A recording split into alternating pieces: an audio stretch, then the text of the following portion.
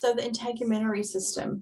At birth, the skin is covered by vernix caseosa. It's this thick, it looks cheesy substance. That's why it's called caseosa. It's a protection against the liquid environment. It's also antimicrobial, and it can have an impact on establishing normal skin flora after birth. So we used to try to scrub all this off pretty quickly after birth. Now it's been found to be beneficial in establishing skin flora and healthy skin. And so typically that's left to absorb. Hands and feet may be intermittently cyanotic because the cardiovascular system is transitioning. That's called acrocyanosis. A healthy full-term infant is going to have subcutaneous fat, and they have a lot of extracellular water, so they appear plump. They may have some rolls. The creases on the palms and soles of the feet are more developed with increasing gestational age. A single palmar crease is commonly associated with Down syndrome. It is not diagnostic. There are patients who have a single crease who do not have Down syndrome, but if you see a single palmar crease, that needs to be referred for evaluation for Down syndrome. The sweat glands are immature and they don't work very well at first, so they can't sweat to cool off. Sebaceous glands are often plugged, so they have a little teeny tiny white bumps of milia.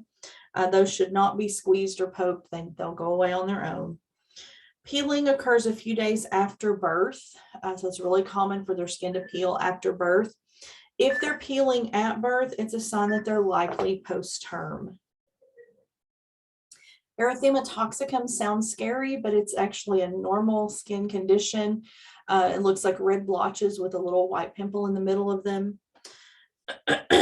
And so parents frequently are very concerned, but that baby needs to be evaluated for other symptoms. If there's nothing else going on, it's probably erythema toxicum.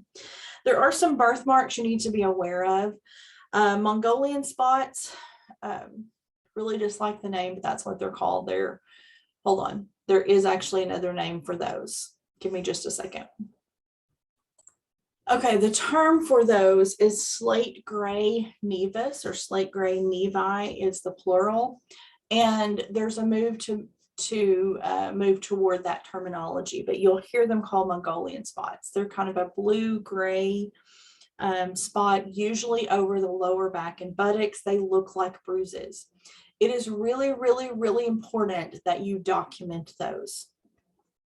They're harmless, but it's really important that those are documented because patients have been, or parents have been accused of child abuse by someone who sees those and thinks they're bruises. So having them documented in the birth records can be really helpful in defending against that. We also may see a nevus simplex. Those are also called stork bites or angel kisses. It's kind of a pinkish birthmark on either the eyelids or the back of the neck. Nevus flammeus is a port wine stain. Those are permanent. They stay there long term. The nevus simplex tend to fade. Nevus vascularis are strawberry hemangiomas. It's this little raised collection of blood vessels. They are also harmless, although they can bleed if they are disrupted. Most of them fade. If they don't fade within a couple of years, they can be surgically removed. Some signs of integumentary problems: pay attention to skin color. That can be an indicator of problems with other systems.